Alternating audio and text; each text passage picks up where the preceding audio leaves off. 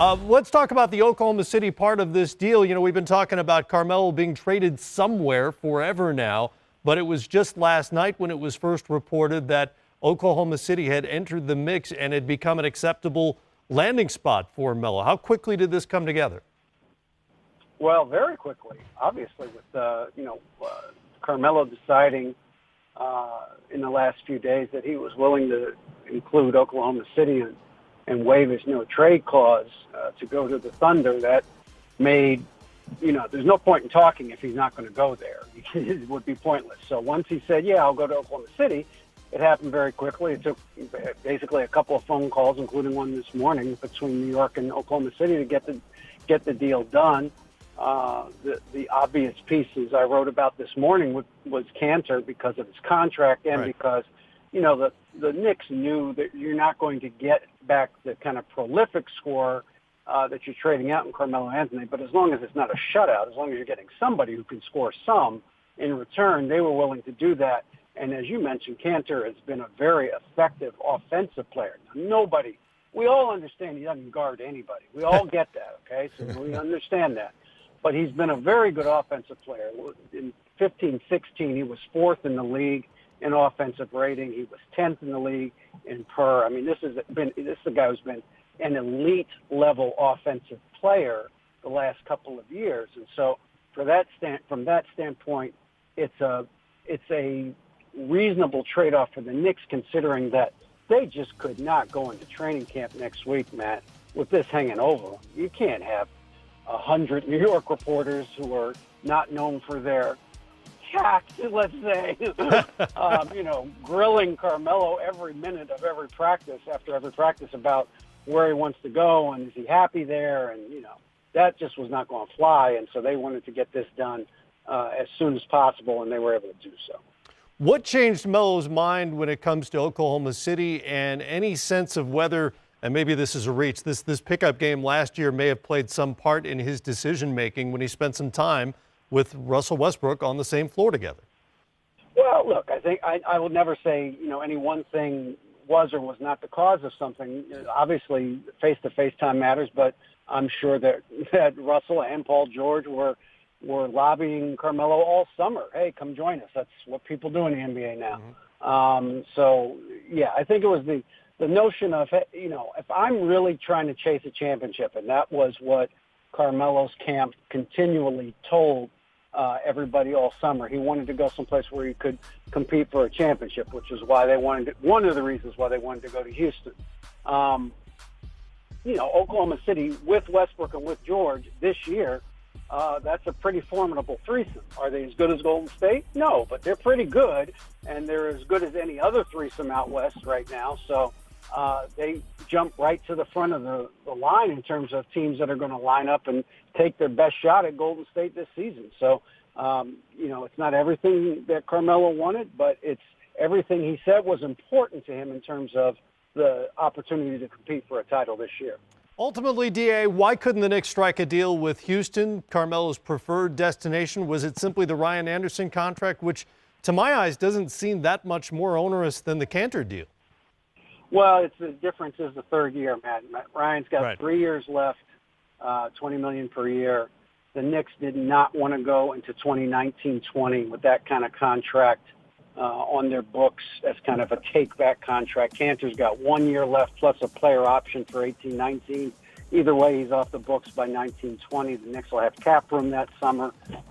They can't trade Joakim Noah. Nobody wants him. Right. So they're stuck with that contract. They didn't want to have another one on their books that they have to take for 3 more years. So this is why the Houston thing didn't work. Now, Houston tried to come up with all kinds of different permutations. We could get Matthew Dellavedova from Milwaukee, or we could get Omer Asik from New Orleans, and the Knicks were not interested in any of those kind of add-ons to the deal. At the end of the day, it came down to that third year. Just wasn't enough to get the Knicks to bite the bullet. And keep in mind, if Phil Jackson hadn't gotten fired, they may well have taken that deal. But once he did get fired and Steve Mills got in charge and they brought Scott Perry in from New York, the new regime from the Knicks did not think that deal was worth pursuing any further. Carmelo Anthony, of course, has an opt-out option next summer. Is the Thunder's sense that he could be, or he's there long term? Have they had that conversation, or are they just rolling the dice for a year and seeing what happens? I think they're all in for next year, Matt, for this year, I guess we should say now, for 17-18. I don't think they're worrying about anything else. They know the reality that they've got 3 guys who can all opt out.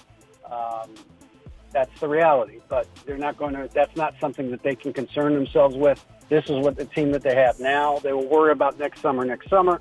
The hope, obviously, is that this threesome leads them to someplace special, to the point where the 3 of them may feel more compelled to stay going into 18-19. But the reality is, everybody in the NBA believes Paul George is leaving and going to Los Angeles after this season. Right. And so you just put the best team you can together this year and go as far as you can this year and worry about the future in the future. And in terms of style of play, the fact that Melo was willing to go to Oklahoma City also signals to me that he's willing to change his personal style. And I'll get 3D's thoughts on this as well. We ran some numbers here.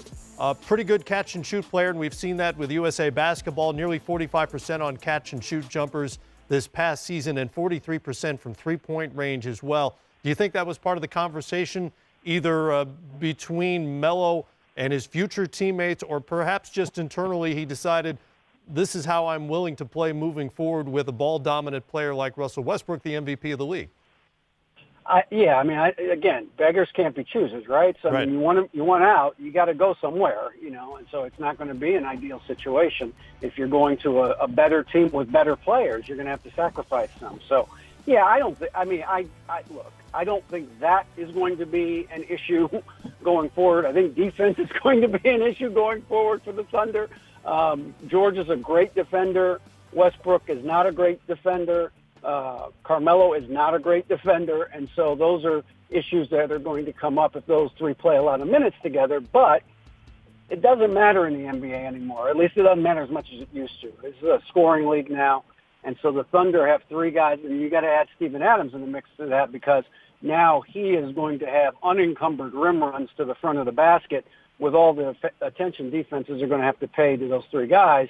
He's going to be even that much more effective offensively. And they also have Patrick Patterson as well, and that's a guy that can stretch the floor. So they can go small ball, maybe even play Patterson at the 5 some, and that's going to be a pretty formidable offensive unit that they can put out on the floor and try to outscore people. So, look, OKC is going to be a very, very tough defense or offense to try and stop next year with the group they can put out on the floor. Now, let's be honest, DA, the label not a great defender applies to about 80% of the league right now.